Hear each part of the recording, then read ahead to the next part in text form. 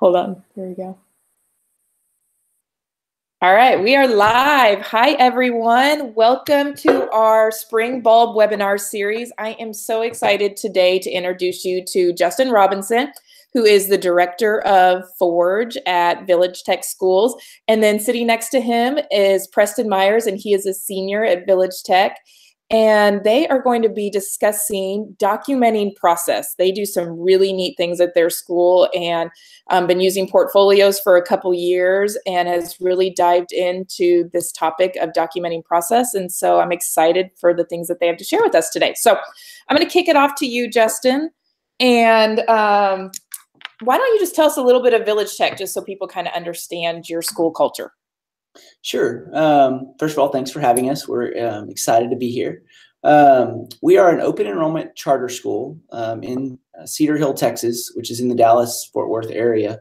Basically that means that if you want to come to our school, it's public. It's no tuition. It's tuition free.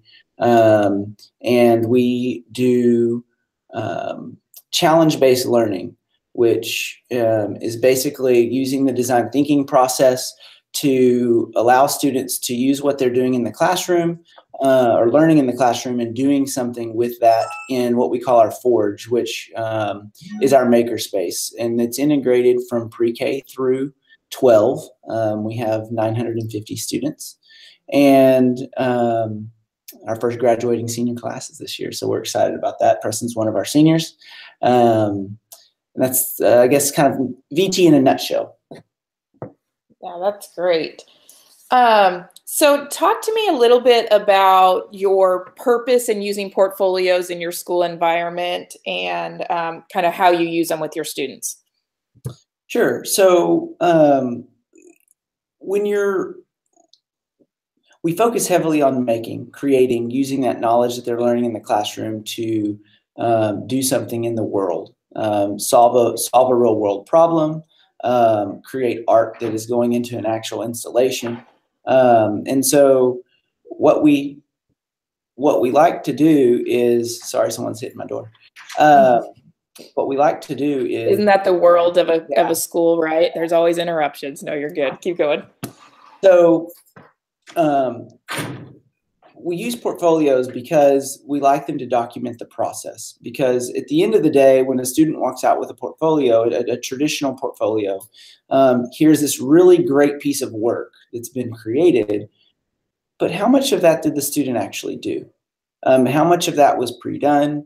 What was the process for getting through this project? And so we think it's just as important as the piece that was created. It's employers and schools understanding that this student understands the process to go from point A to point B all the way to the end of the alphabet, if necessary, in order to get to that final product, and that they understand process.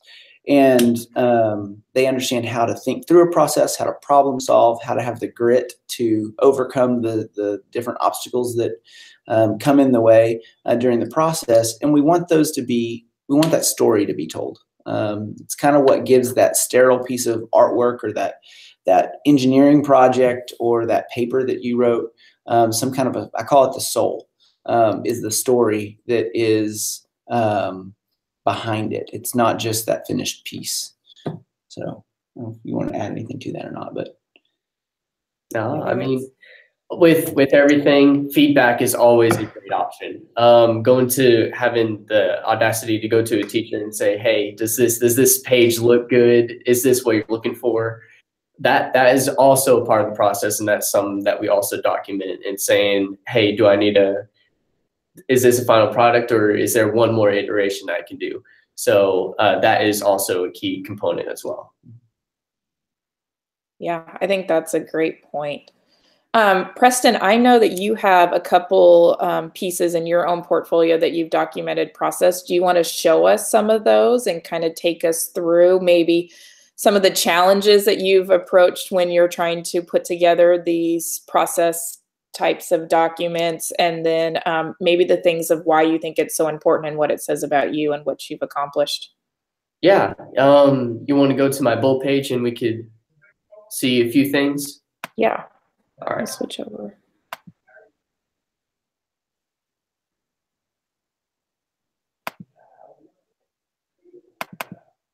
All right. So here's my page. As you can see, I love guitar. But what I'm really excited about is my achievements and what I've been doing throughout the school. One particular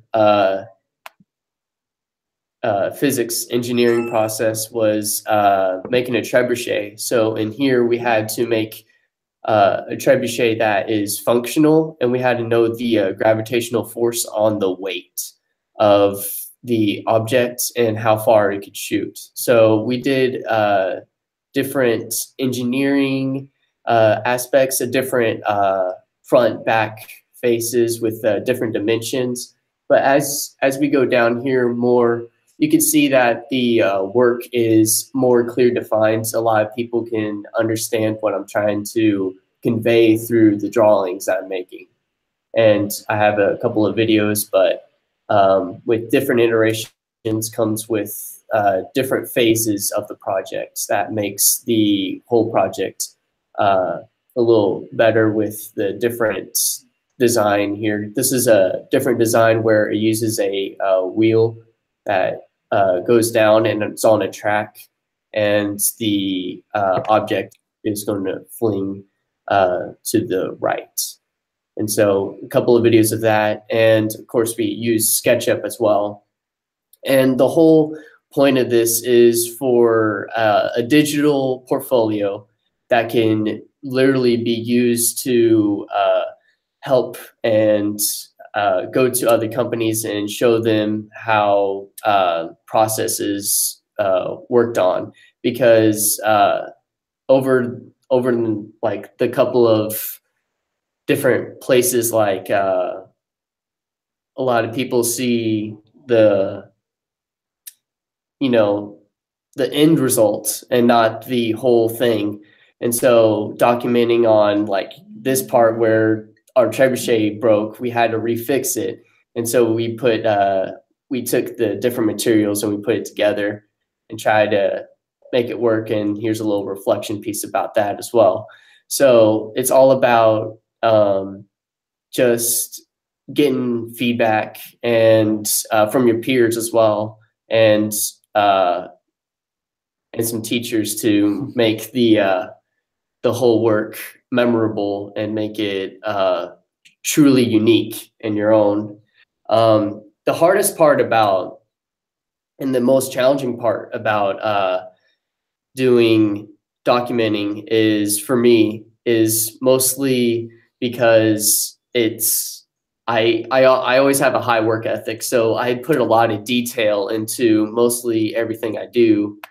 So it's all about how much work you want to put into it.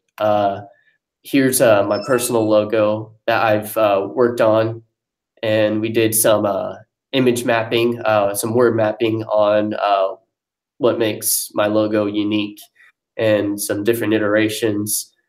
And so as you can see through the process, each individual image is way better than the last one. That's because of feedback. That's because of the peers. And that's because we do presentations that can really push our project forward from different people. And so this is the final result of that. And as you can see, it does work. The documenting process and everything, it really does show how we can push our limits and overcome some challenges. With this one, I didn't know much about Illustrator and how much I could change the line thickness. And so I discussed that a little bit with the elements of design, the alignment at the bottom of the M. Like, there's different parts of it that I overlook, but that's why we have teachers to help guide and help communicate that. So yeah, so we always have mentors that could help you with it. I think so. Go ahead, Justin. The one thing that I would say on both of these projects that is important to note is that you look at like his logo, or you look at that final picture of the trebuchet, and you don't get to know everything that went into making that product. And so you could blow it off as a student just has talent, right?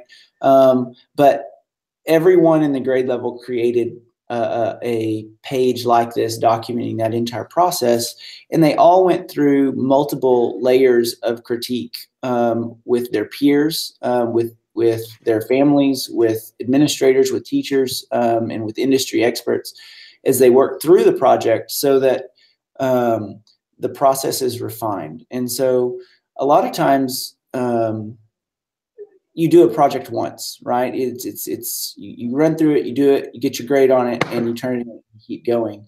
And a lot of what I think is important about both the projects that he's shown and many of the projects that we do here is that we go through an iteration process, and once is never enough.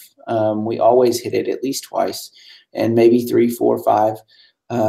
We have one project that's in its 9th iteration, and it's in its 3rd year of being worked on by juniors this year. They started when they were freshmen, and they're still working on it now. And so projects sometimes span long amounts of time, and sometimes projects are very short. The physics and engineering project that Preston was showing you spanned, I think, 12 weeks. From those simple sketches to the popsicle model, to the scale model, to the final product. And the logo project was probably a 9-week, 4 to 9 week, I can't remember, long project. So I wanted to just talk about the iterative process, and how that's part of who we are, and part of what I think makes Preston's portfolio interesting, is because you get to understand and feel like you're a part of his story. And that's what makes people want to read it. And I think it is so interesting that when you have a portfolio and you have a project that's spanning over time, so you're talking about from 9th grade to 10th grade to 11th grade, that you actually can track how that's going, and then the students can see that growth over time and all of that process living right there within a portfolio. I just think that's so powerful. And I love what you guys are doing there. So talk to me a little bit about how it actually all comes together. So Preston, do you, at the finish of a project, come in and work on your bulb portfolio and put it all together? Are you doing it along the way? Talk to me a little bit about how it actually is being produced. Yeah, so how I first start out is I do a little brief of what the project's about. So what's the whole big picture, right? And then we narrow down on the images and how that is characterized. But we do go along the way, because if you take, for example, I'm going to take pictures of these and date them and everything, but you're going to forget what you took a picture of or why that was important. So it's much easier to set a reminder on your phone and say, hey, I need to document my bulb. Just give you like 5 to 10 minutes and make that a routine thing, so that by the end of it, you could look at it and be like, oh yeah, I remember that. And it's more descriptive and more detailed if you do that as well. So that's how I usually go into each project, is that, okay, I have a few things I could document in my bulb now. And so I could go ahead and do that and put in my information, and then say I'm done for the rest of the day, or then by the end of the week, I could have a complete bulb page if I space out my management, my time right. Yeah, I think it's a lot of the, I guess, hurdles that we found in portfolios in general is the amount of time. So when you're asking for levels of detail, like Preston was showing, it takes students and teachers. We have our teachers do these, our administrators do these. We all document process, but it takes a regimented and scheduled effort on your part to actually do it. And so we've done it a few different ways, where we've scheduled it into the day. We've scheduled it at the end of a class period, or we'll schedule it at the end of a week. And that sometimes works. And then in Preston's case, Preston, I think, loves to document the process. And so for him, I think it's taken some discipline for him, but I think for him, it's almost, he likes to sit back and see the fruit of the labor. Like, you get to see this story, and I think he likes to be able to tell the story.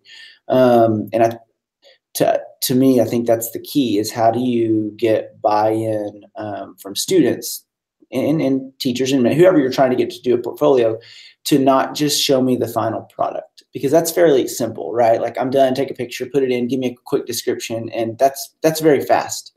It takes more time and thought to actually go in and document daily or weekly or however you do it. But doing all of it at one time is a little bit overwhelming. So, especially when they span long amounts of time. If it's a 9-week project, you don't remember what you did in week 1. So unless you've taken really good notes somewhere, or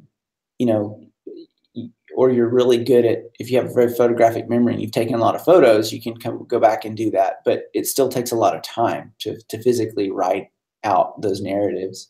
So I think that's probably one of the biggest challenges that we have, is how do you schedule it, and how do you give students the time to do it, but then also the incentive for, what's the incentive for a student, minus a grade. Like, that's one of those answers, like, they get a grade for it. Well, yeah, but how do you get them passionate about documenting process and telling their story without the threat of grade, right? Like, can you just make it part of who you are and part of what you do?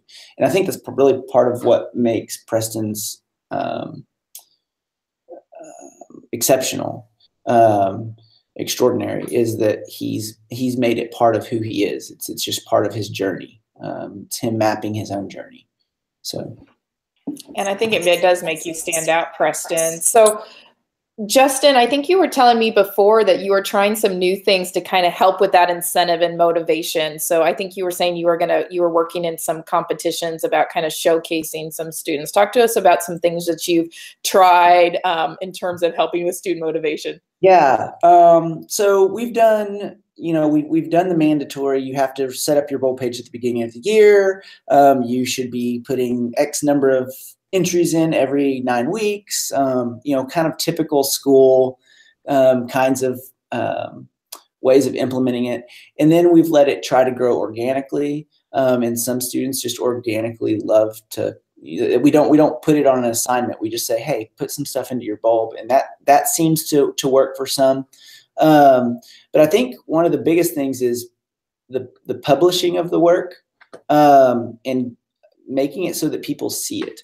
And every single one of our high school students, all the way actually down to middle school, all of them have a student portfolio.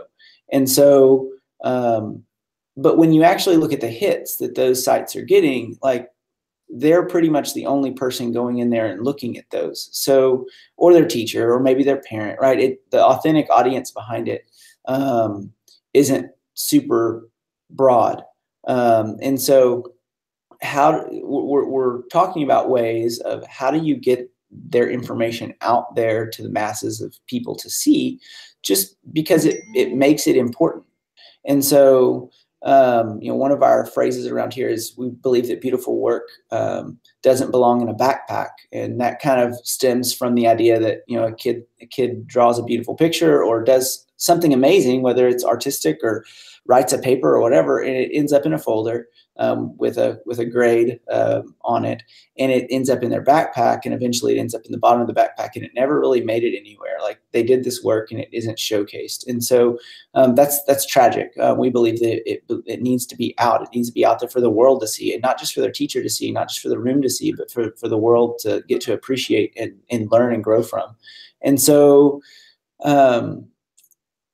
our trick with these is how do we create a platform or a publishing so that it's on the web, but it's also brought to another forum to actually make it have a broader audience. So whether that's putting it on Facebook, or it's putting it on the school's webpage, like doing feature students, or we have a Forge, like a Forge magazine, right? That's published, once a semester, and we publish different people's works. And all of these are things we're talking about. We haven't implemented any of these. We're trying to figure out kind of the next course of action, because I would say we probably have about a 30% rate of students who are actually doing well with publishing their work on their bulb site, and that's too low. Like, we want it to be higher than that. We want that reach to be larger, and we want it to be something that's embedded in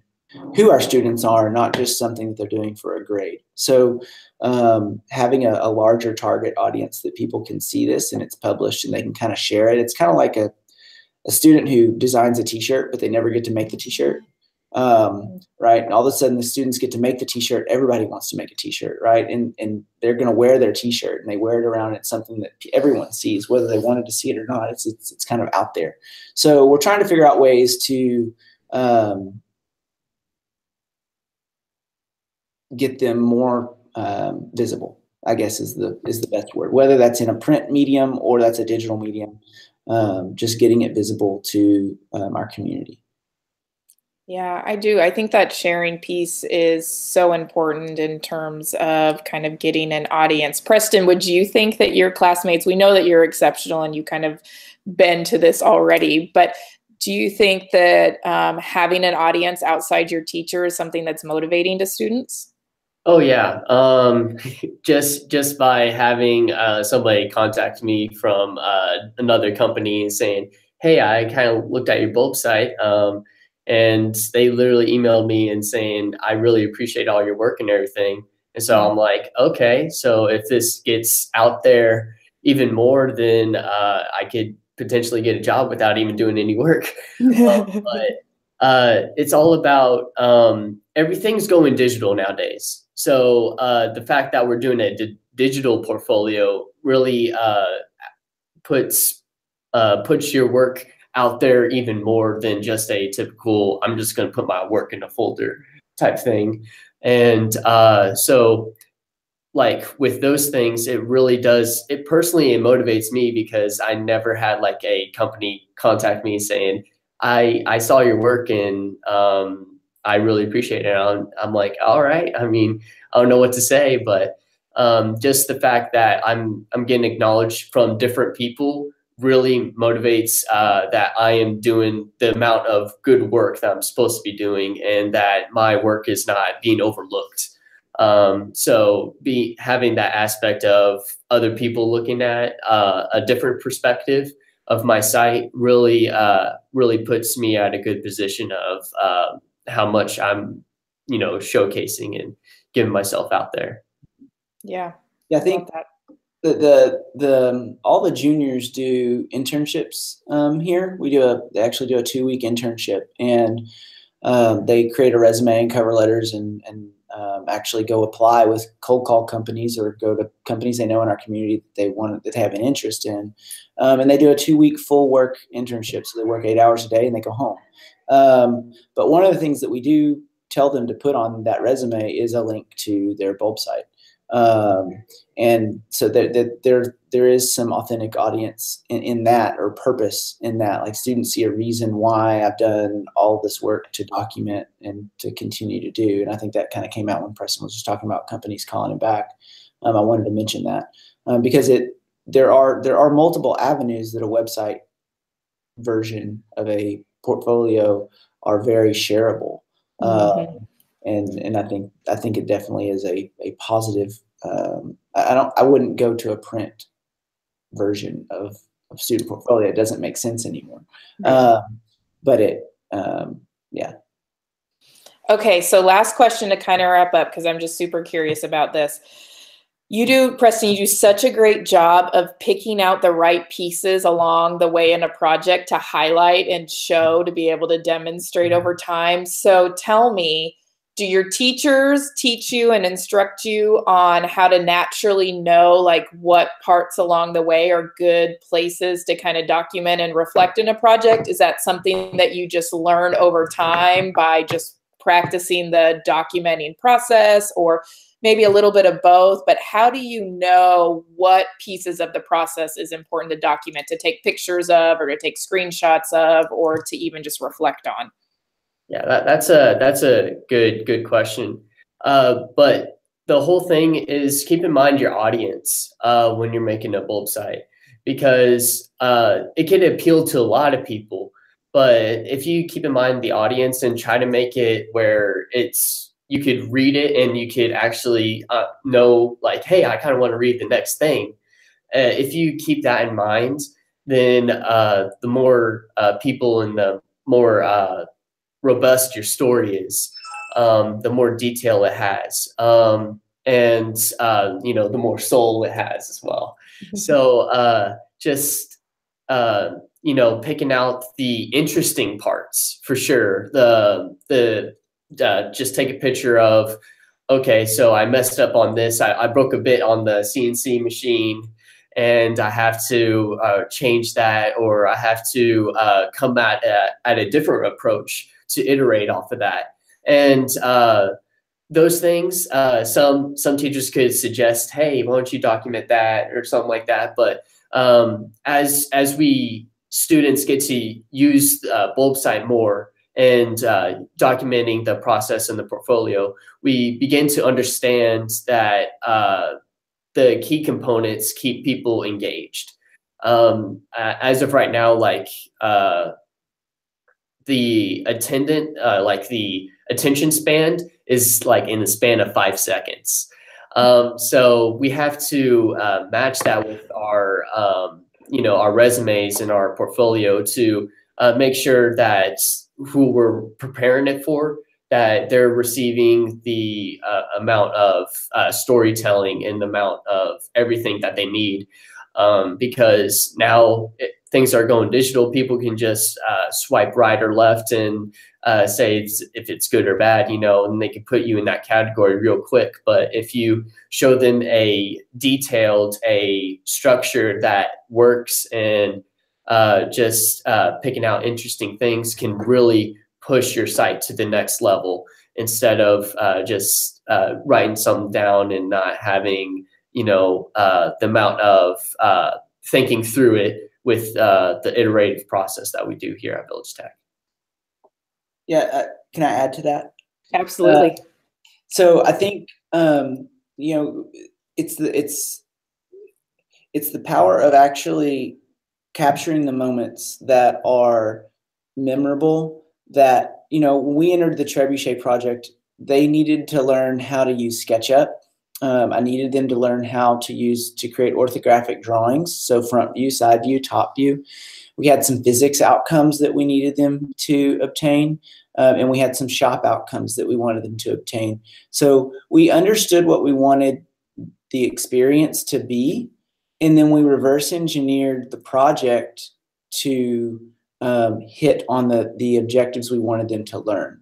So, but if you ask them about the project, the most memorable thing, I don't know. I'm gonna pretend like I think I know. I haven't asked him, but I think that the most memorable thing is probably the first time he actually shot the full size trebuchet and it throws a grapefruit halfway across the campus. But then I think the most memorable right behind that is the first time they put weight on it, it broke in half, right? And it was from the failure. But we learn more from the failure than we do from the victory. If he would have just put it straight together and it would have just flung that grapefruit the very first time, he may not remember as much.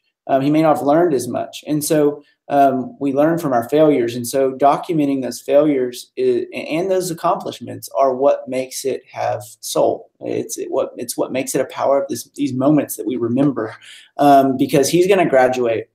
He's going to go away from here. He's going to go to the Air Force and do awesome stuff. And he's going to, in 10 years from now, he's going to remember the Trebuchet project. He's going to remember that logo design project. And being able to look back at the portfolio is kind of like the very old carousels, right? The picture carousels where you put the slides in and you can see all these pictures. But now you've also got the story written behind it. And so he can revisit his experience as a high school student in these lifelong lessons that he may not realize he's learning now, 10 years from now, and go back, you know what, that really taught me about this. which wasn't necessary. It taught me about grit. It taught me about perseverance. It taught me about how to work in a group with other people that are sometimes difficult. And that's the story that really, for him and high school students and junior high students, is hard to understand right now. But by writing down the process, they capture the soul of the experience. So there's a whole soft skills side to this that we haven't discussed, but I think it's captured when you actually tell the story. It's not just step 1, step 2, step 3. It's step 1, and this happened, and these people, and like life gets messy. And so how do you talk about the mess that is the middle of the project? And so. And I think that's so beautiful, because I think when you look at, when Google is talking about the kinds of people that they want to employ, and colleges are saying we want to learn about our students, and we just don't, we have too many students that have those same GPAs and the same SAT scores or whatever, and then you all of a sudden submit your bold portfolio, and Preston Myers right here is, and you look at the experience that he's had, and when that broke, now you learn, like, how did they approach the problem? How did he do that? And then you start to know a little bit more about him. He becomes very unique, and you're right. He has this, this very unique, soulful story for himself, and it really makes you stand out. And so I just appreciate everything that you've shared with us today. Is there anything else that you're dying to tell our audience that you think would be helpful for them as they might be embarking in the journey of starting portfolios or documenting process, either as a student or a teacher trying to help out their students? Well, I just want to say, just stay inspired, because I know it can be redundant, like, oh, I had to do bulb again or something like that. But yeah. I'll just tell you, it's worth it. Just the amount of critique I've been receiving, the amount of notice I've been seeing, it really has paid off. And just putting the work in now instead of later has really, changed the course of how should I, how should I put the effort in, and how I should show people of what I've been doing throughout this school, and this and how we've been creating and making different things, different products for different needs, and so it could be a little repetitive, but it's definitely a really good step forward. Like, before I was going into this, I didn't even know what a portfolio was. And the more I did some research about it, that there's different ways of making portfolio. You could do it digitally or, just on your own and stuff like that. But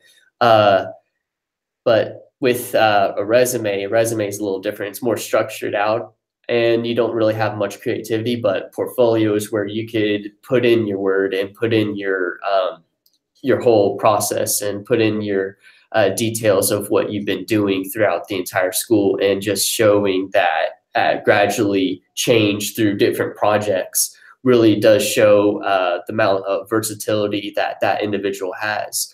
And it really can show a lot of people that you have more skills than just an SAT score, more skills than just being smart in a classroom. You have skills with working with individuals, and going through different projects that could help you push forward as a leader, and as a person that could be in a different perspective as others. So I think I'd say be patient, right? Like, let it ebb and flow. Your students who are trying to do portfolios, every student is a little bit different, and how y'all approach work, whether that's using a makerspace or an English classroom, or it's 6-year-olds or it's 16-year-olds. It doesn't, listen to your students, listen to your users, and let it organically kind of grow. Like, listen to them, because they're the ones who have to put in the work. So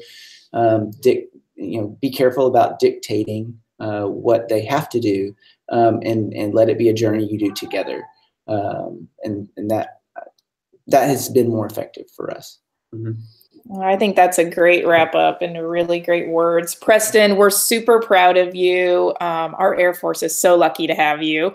Justin, thank you for helping share your wealth of knowledge, and the things that you guys are doing at Village Tech is pretty amazing. And we hope that you have inspired other teachers and students as they embark on the journey of digital portfolios. So thank you guys so much for your time today. Awesome. Thank you very much. All right. You guys take care. Bye. Thank you. Bye-bye.